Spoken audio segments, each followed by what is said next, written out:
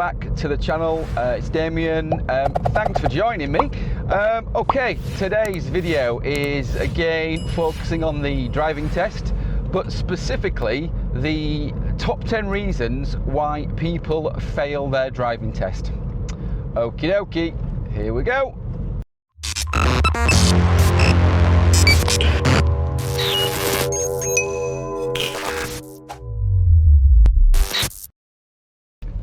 So last year in the UK, 425,000 tests were carried out.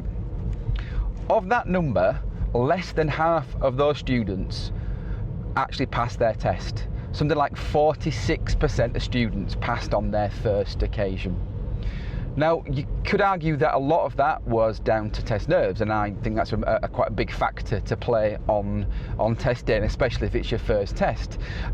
If actually that's something that you are quite worried about, and you are, worried about the test and you're apprehensive, I have just recently made a video on test nerves, so I'll put a card up above for you to have a look and check that one out. So what we're going to do in this video is just have a look at the top 10 reasons why students fail their test.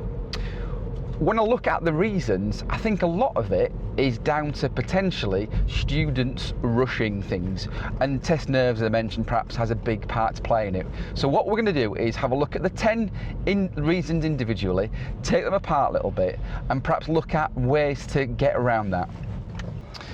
Okay, number one, junctions observations. So that's clearly emerging onto a major road with minimal or very little observations that might result in oncoming vehicles having to respond by slowing down and giving you a chance to get out. And clearly, if that was the case, it's a straight fail of your test. So when it comes to junctions and observing specifically at junctions, for me, the first thing I'd want to look at is what type of junction am I approaching? Is it an open junction or is it a closed junction? Now, in a second, we'll have a look at this first junction we're going to approach, and as you can see, it's going to be a closed junction because as you approach it, you've got the giveaway lines. You can see it's a giveaway coming up, but what you can't see is anything on that major road until you get right up to the giveaway line. So let's go have a look at that one first. Okay, this is our first giveaway example. Now, as you can see, as I approach it, I have absolutely no visibility to my left and to my right. Now, I'm going to go left in this example, so I'm not at all looking to my right. I'm focusing firstly on my position. I'm getting into position so that when I'm going to move off, I've got little steering to do to join the major road. Now, when I look to my right, this vehicle that you can't see, I've got a vehicle to my right that's blocking my view. Now, clearly, I just cannot pull out now, so I'm going to have to take my time and make sure that I know that nothing's coming, which means I'm going to have to creep forwards really, really slowly and just make absolutely sure that it's safe to pull out. What I also need to do as well is make sure nothing's coming on the road that I'm joining to the left. Because what I don't want to do is just focus my attention to the right and then be completely unaware of what's on the major road that I'm joining. So I'm going to have a quick look to my right. There's a car coming down the road, so I'm not going to pull out because it's quite a narrow road is this that I'm joining. So I'm just going to wait for it to get past me. I'm just, as well, taking my time. I'm having a breather. I'm just making the most of these opportunities to just have a second and just gather my thoughts. That car's got past. I'm going to have one final check. I'm also steering more to the left. I'm keeping the front of the car tucked in. Nothing's coming, and away I go. I'm going to put a little bit of gas on. I'm going to check my main mirror again and my centre mirror to make sure I've not missed anything on that road. Now, this next junction that we're approaching, again, as we get closer to it, it is a closed junction. We've got absolutely no view to the left or right. Again, on this one, I'm going to go left. So again, quick checking my mirrors and my left mirror. I'm indicating left, and I'm forgetting looking to my right. I'm focusing on my position, and I want to make sure that I'm as close to that curb as I can be without obviously being on it. Now again, what you can't see is I've got a blue car to my right. I have got absolutely no visibility of the road to my right hand side. So all I'm going to do now is again just creep forwards once these cars have got past. Now again, I'm looking and I can see nothing, but all I'm going to do now is creep forward, but at the same time I'm looking to the left. I'm not just focusing my attention to the right, I'm making sure that when I emerge I know it's safe to do it. So this next example of a junction is an open junction. I've got really good visibility as I approach it. Now I'm going to go left, so again, quick checking my mirrors, and I'm indicating. Now what I'm doing now is I'm slowing down. I'm focusing on, can I go? Yes I can, but I'm also now looking to my left to make sure that it's safe to emerge. So I'm not just focusing on the right hand side. Yes, it's the priority, and yes, I've got to give them the priority if anybody was there, but I can't just focus solely on it. I've got to make sure that I'm following the contour of the junction, and that I'm making sure that as I join the new road, that I am aware of any hazards, any pedestrians maybe that are crossing, any cars that are kind of moving about that area. So again, I'm focusing on both right, but more important, well, equally important, left as well. Okay, number 2 on the list is mirrors change direction. So whenever you are going to change direction in the vehicle, check your mirrors. It's fairly obvious in that. But if you think about it, there's quite a few times when you're driving that you're going to be changing direction. Now the first example I'm going to look at is on the road that we're joining now, and that's having to get around parked hazards such as vehicles and vans. So all I'm going to do in preparation to get around this next parked vehicle is to check my centre mirror to make sure I know what's behind me. But even before I'm going to start to move to get round this first parked vehicle, I'm checking my right mirror. So quick checking my centre mirror, checking my right mirror, and only then am I going to move. The timing is also important of your mirror checking. What you don't want to do is move first and do your mirror check second. That's not the right order. And if you think about it logically, why would you move before you check it's safe to move in the first place? So again, I've got this next parked vehicle, quick checking my right mirror, it's safe to get round, and I'm going to get round with plenty of clearance around the white vehicle.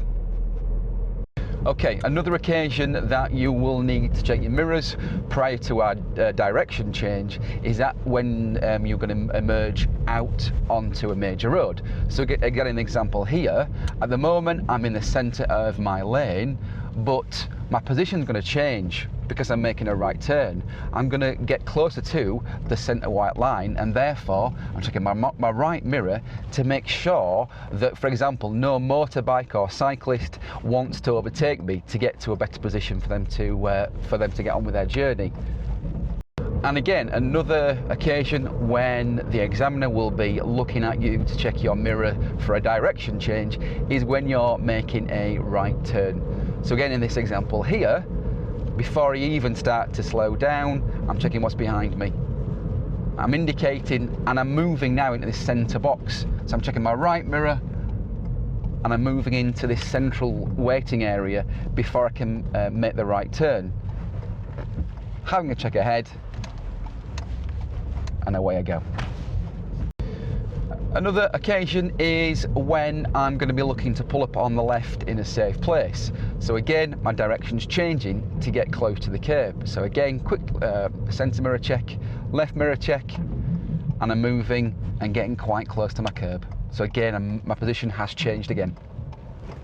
Okay, an obvious one is mirror checking before I do a lane change on a dual carriageway or a motorway. So again, before I can get into lane 2, I need to make sure it's safe to get into it. So again, quick right mirror check, I'm indicating it's safe, off I go. Finally, another occasion is when you're taking a right-hand exit off a roundabout. If you think about it logically, when you join the roundabout to turn right, you're going to go straight into the inner lane. But before you can exit the roundabout, you're going to move from the inner to the outer. So again, a quick left mirror check, and I make sure that nothing's in the outside lane before I move into it. Okay, so that's a quick look at some examples where the examiner will be expecting you to do some mirror checking to change your direction. And if you think logically, you know, before you move this vehicle left or right in a significant amount, it's important that you check it's safe to do it in the first place. It is quite logical, but again, test day, nerves do kick up, and sometimes it's easy to get kind of the easy stuff. Number 3 on the list is control steering, which I think it's fairly obvious it is what it is. Now on this particular road, it is a test route here in Wakefield, and a lot of students tend to, as you can see, clip the curb on the way around. And it's probably because this road's a national speed limit road, and therefore students feel that they've got to be doing, you know, a good high speed. Not at all. These national speed limits on roads like this aren't targets. They just give you permission to drive at a faster speed.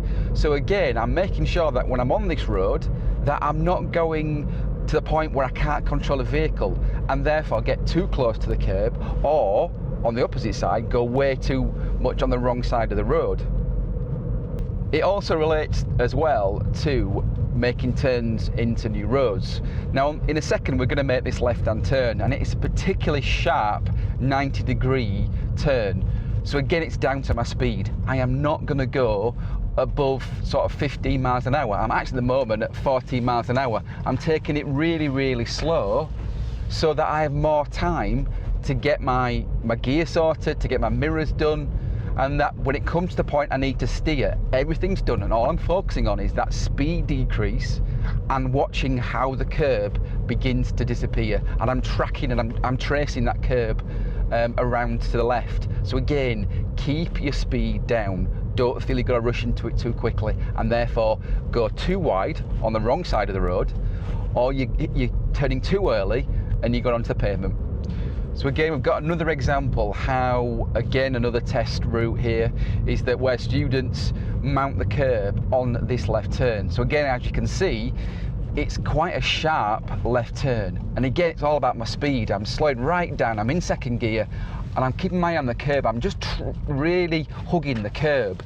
But again, the speed helps me to control my steering. If I approach it too fast and in the wrong gear, it's going to throw me into that junction way too fast and way too wide. And clearly that would be a fail because of how narrow that particular junction is. So again, when it comes to control of the steering with very sharp junction turns like that, keep the speed very low so that you've got more time to trace the contour of the curb.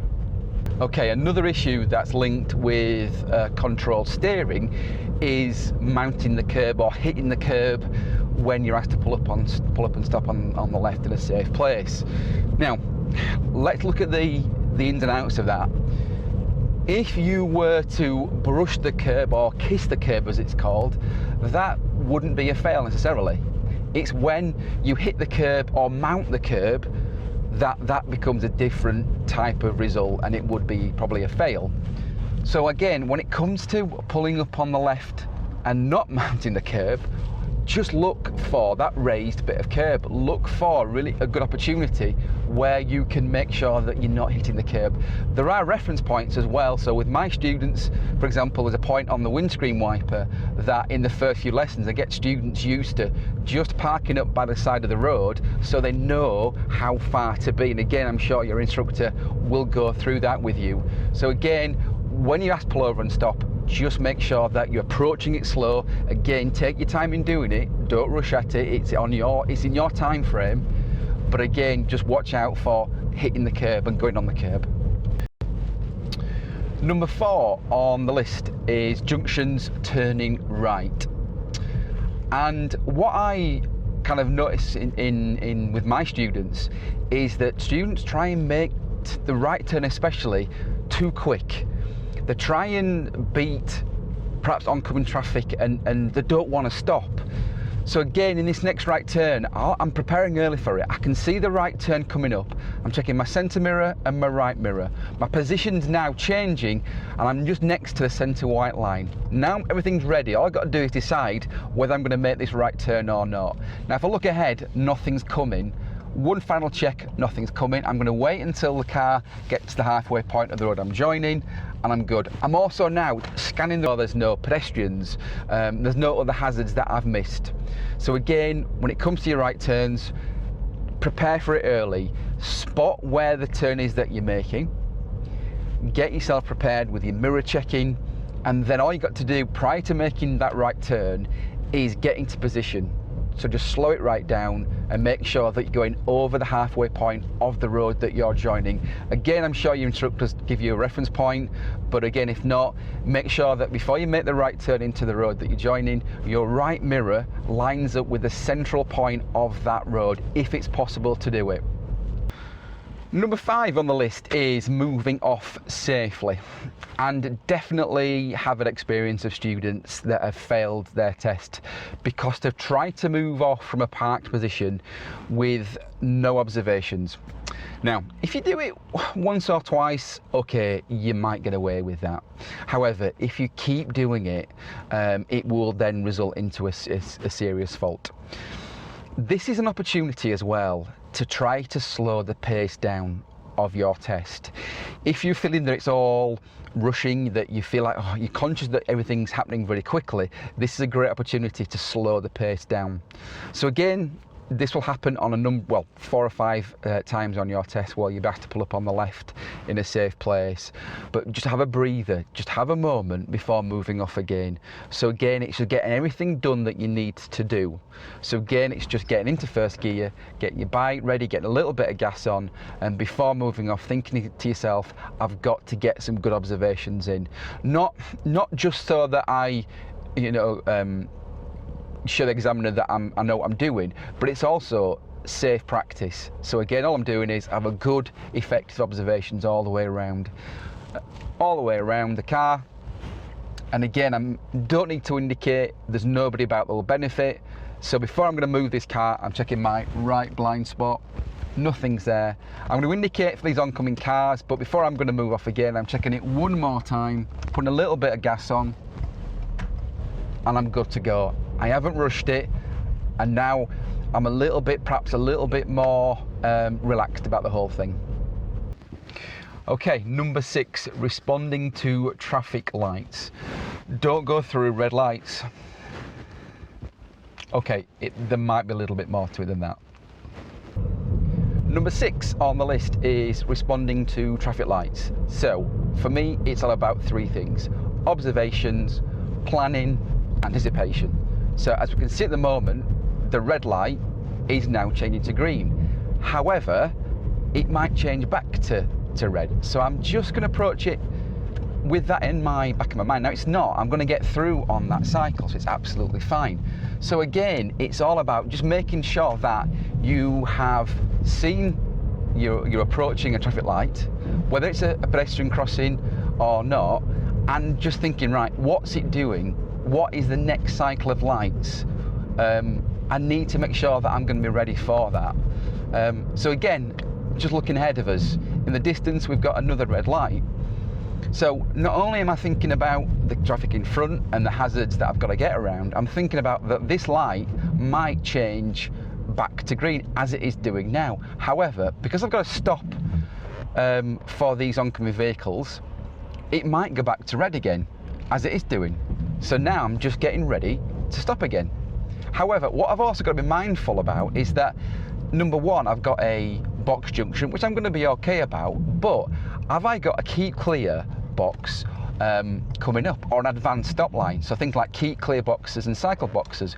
In this example, I don't. So if I was at the front, like the Range Rover, I could get right up to the stop line. What you also need to be mindful about as well is if you on test day were trying to stop last minute and it resulted in the car going over the stop line, that would be a fail. So again, it's really all about making sure that you are observing the upcoming light, you're planning to see what's happening before it, and that you're anticipating what the lights might do. Now, don't forget as well, when it comes to responding to traffic lights, some of those occasions, It might be a pedestrian controlled traffic light, like a toucan or a pelican crossing. Now, let's take the pelican crossing, which is different to most other light sequences. I'm sure you know, and I'm sure you've done your theory, but don't forget, with the pelican crossing, you get the flashing amber light, which allows you to proceed with caution. And not long ago, one of my students only got a minor because they stopped when they approached the pelican crossing. It was a flashing amber light, and because they didn't go continue, they were marked down for that. So again, it's just being mindful that you know the different types of pelican crossings and pedestrian crossings. At some traffic lights, you have the filter lane and filter arrows. Now, at this example that we're coming up in a second, you'll notice there are two sets of lights depending on the direction that you are going. So we're going to go straight on, which means that we need to approach these lights in the left-hand lane. Now, if you can look ahead, at the moment, it's only got one light in operation, and that's the lights on the right-hand side. But during peak hours and peak times, you get the left light come on, and that has a left arrow and an ahead arrow. So if you were going to go left or ahead, you therefore need to respond to those lights, and they only respond to those who are going left and ahead. If that were your test and you weren't familiar with that and you're in that left-hand lane and those filter arrows came on, if you stopped and didn't go, you would fail your test because you are not keeping the road flowing. Okay, and then just to finish off with regards to responding to traffic lights, don't forget as well about the light or temporary lights that control the flow of traffic around roadworks. So just coming up, we've got the warning triangle for roadworks and also some temporary lights. Now, in front of us, we've got the red when red light shows wait here sign. So bear in mind that that is your temporary stop line.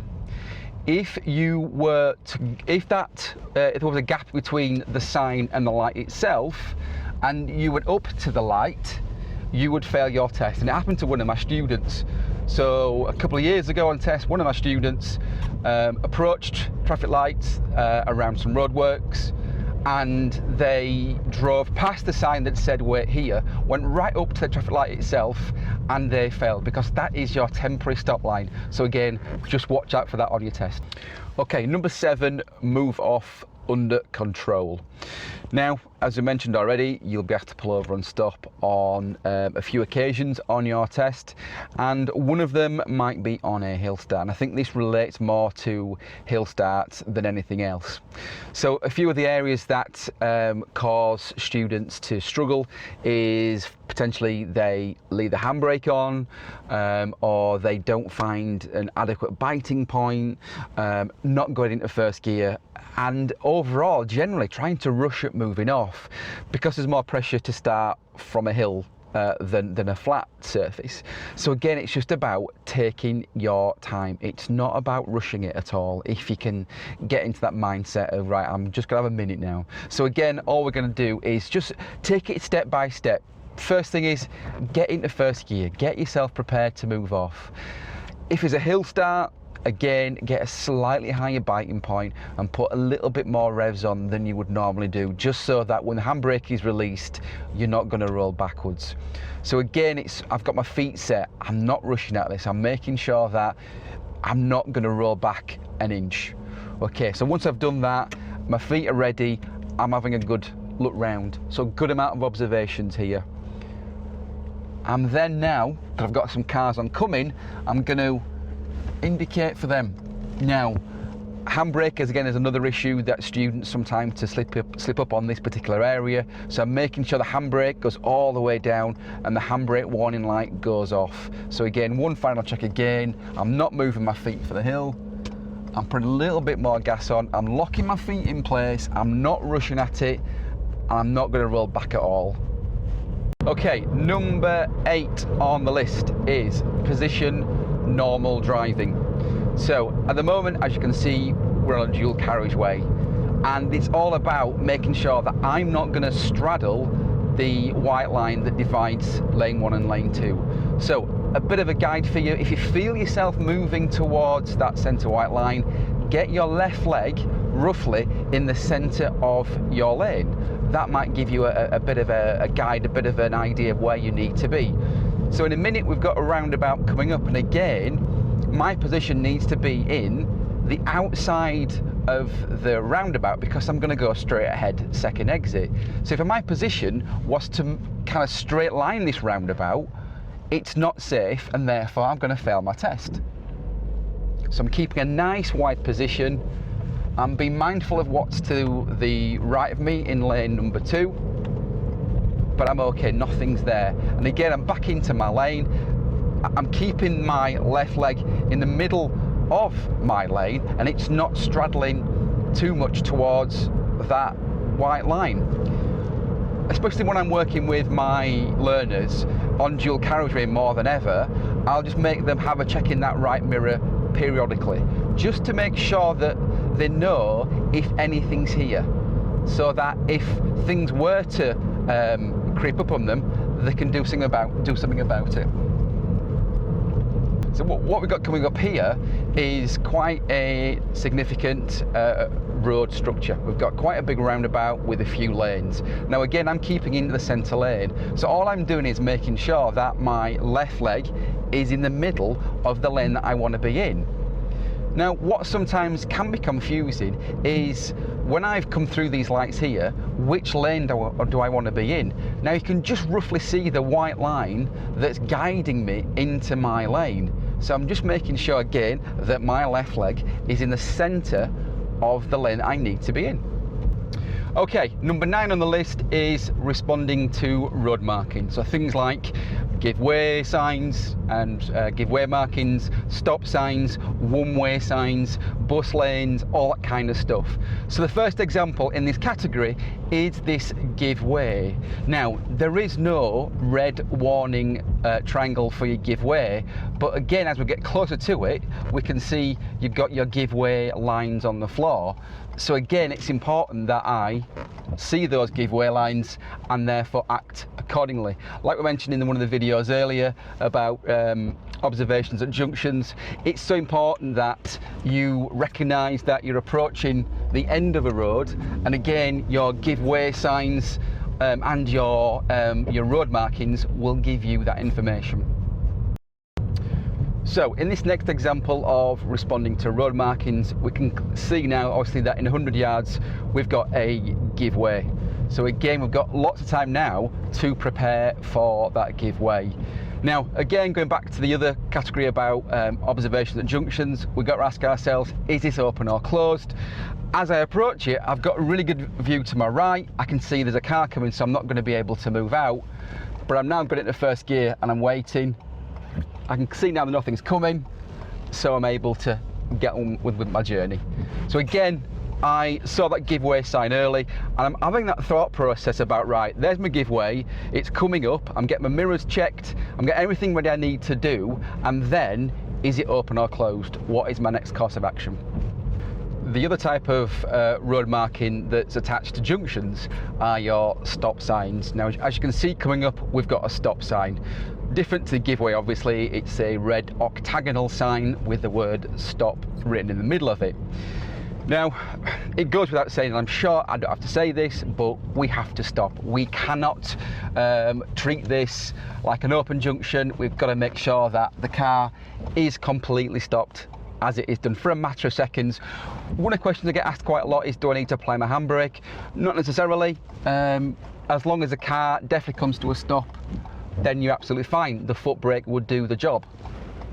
But one thing just to bear in mind is if you're on your test and you didn't obey the stop sign because you didn't see it, and you rolled straight out into the major road, that would be a straight fail of your driving test. Also, in terms of the letter of the law, it's actually you would get 3 points for, if you were unlucky that the police were in the vicinity, you get 3 points and £100 fine. So again, try and avoid doing that. So the other type of road markings are things like bus lanes. So as we're approaching this next section of road, we can see by this blue sign on the left hand side that the left lane is a cycle lane, a bus lane, a motorbike lane and a taxi lane. However, it's a timed operation, so it has times linked to it. So to be fair, it's now 7:05 on a Friday night, so technically I can drive in that bus lane. Obviously, if I was not in the operating hours, I couldn't go through it, and again, you're talking about points and fines, etc. But when we get past this bus, I'm now going to dip back into this bus lane because I'm absolutely fine to do it. It's after 7 o'clock. So things like this, things like your road markings, are all to do about just be paying attention to what's happening on the road ahead. It's just having a good scan of what's happening. Okay, so another type of road marking that could well come up on your test are things like one-way systems. Now, at the moment, I'm just about to approach a one-way system here in Wakefield that is part of a test route. Now, there's no one-way sign in front of me, but there are two no entry signs. There's also, as well on the floor, a left arrow. So therefore, I must be in a one-way system. What you might not be able to notice there were two of the one-way arrows. So the the blue background with a white arrow. So I now know I'm in a one-way system. So again, I'm just getting familiar with what my road markers are telling me. Again, here, these two signs on left and right are your one-way. I know, therefore, I can only go ahead. In terms of my position here at these lights, because it's a one-way road, I'm able to position myself in the middle, really. I'm not going to need to kind of go more left or more right because it's a one-way. And again, looking at the lights, you've got your filter arrow, you've also got your one-way arrow on the traffic light. So again, I know that I must go right. So again, if I wasn't familiar with this area of Wakefield, again, I'm dependent on what road markings are telling me. So again, it's just being observant. It's just paying attention to what's happening on the road ahead of you. And just one other type of road marking are things like your box junctions, which are, if you're not familiar with that, it's your yellow crisscross markings on the road. So just coming in front of us now, we have a box junction. Now, the rule's quite simple, if you're not familiar with that, is that we cannot go, or we cannot wait in that box junction to go ahead. The only time we are permitted to wait in a box junction is if we're going to go right. What you often find are box junctions are often near traffic lights or really busy like junctions and intersections. So again, it's just going back to what I said earlier. It's as you're driving, be scanning the road, see what's coming up, and just kind of be prepared. Okay, and finally, number 10, which is reverse park control, which clearly relates to your manoeuvre. Now again, quickly recap, you're going to get one from 4 manoeuvres, which are your forward or reverse bay park. You're going to get that, or you're going to get the parallel park, or you'll be asked to do the park on the right reverse back for 2 car lengths and drive away. But this particular issue relates to the control of that manoeuvre. In terms of your manoeuvre, you'll be marked on 2 criteria. Firstly, control, which we'll talk about now, but also you will be marked on the observations that you do throughout it. Now again, observations are as important as getting the car in the bay, park around the vehicle, or whichever manoeuvre you're doing, but this isn't what we're talking about. This is more to do with the control of the vehicle. When I'm teaching or when I'm working with my students, again, and I'm sure your instructor will do the same thing potentially, I only ever get them to use a control which makes the car reverse or go forwards very, very slowly, giving you more time to control the vehicle. So again, it's just about being confident with using the clutch, adapting it, very, very small movements to get moving very, very slowly, and having the confidence to execute it throughout your manoeuvre. But also don't forget, control relates to whether or not you fulfill the objective of that manoeuvre. So for example, let's take, I think the 2 that tend to worry my students the most, that's the reverse bay park, or the parallel park, or the reverse park on the road, as it's technically called. I'm not going to go through the reference points and getting the car in the bay or getting the car around the parked vehicle. It's more to do with, I guess, what my students worry with, and perhaps you do as well, and that's about, what if I don't get the car in the bay first time, or what if I don't get the car close enough to the curb. Now again, that is all linked to the control of the vehicle. So if on the day of your test you were not to get the car close to the curb or within the 2 lines of the bay, that's not the end of it. Now I do see students finish the manoeuvre in the test centre car park. So with the reverse bay park, that's done at the test centre car park. And I do see some students finish the manoeuvre with the car outside of the white line. Now it may be, again, nerves that have kicked in. Maybe they've had a really bad test and they've come back and go, you know what, enough's enough, forget it, I've done. But don't forget, on the day of your test, you don't need to get the car in the bay first time, or you don't need to get the car close to the pavement first time if you get the parallel park. So again, it's all about just taking a deep breath. If it doesn't work out first time, don't worry. You're able to drive the car out if it's the bay park, or perhaps go forwards and backwards if you get in the reverse bay park. But if you were to not get in the bay and leave it, or finish too wide away from the curb, or even on the curb, that would result in a fail. So again, for me in this particular category, it's just about understanding that you were able to have a second attempt at that manoeuvre. So don't think, if I don't do it first time, I'm not gonna pass, because as long as you correct it safely, so again, making sure the car's nice and controlled, and that there are thorough observations carried out throughout it, you're going to be fine. So don't worry, you can correct it. Okay, just to finish off, so those are the 10 most common faults or reasons that students fail their driving test. Clearly, it's not the only faults that students do pick up on their test. Like I say, it's the most common. Any questions, always, please feel free to drop a message in the comment section below. But in the meantime, thanks again for watching the video. As always, it'd be great if you could subscribe and click on the bell icon for notification of further videos. In the meantime, again, hope you're well, look after yourself, and I'll see you on the next video. Take care.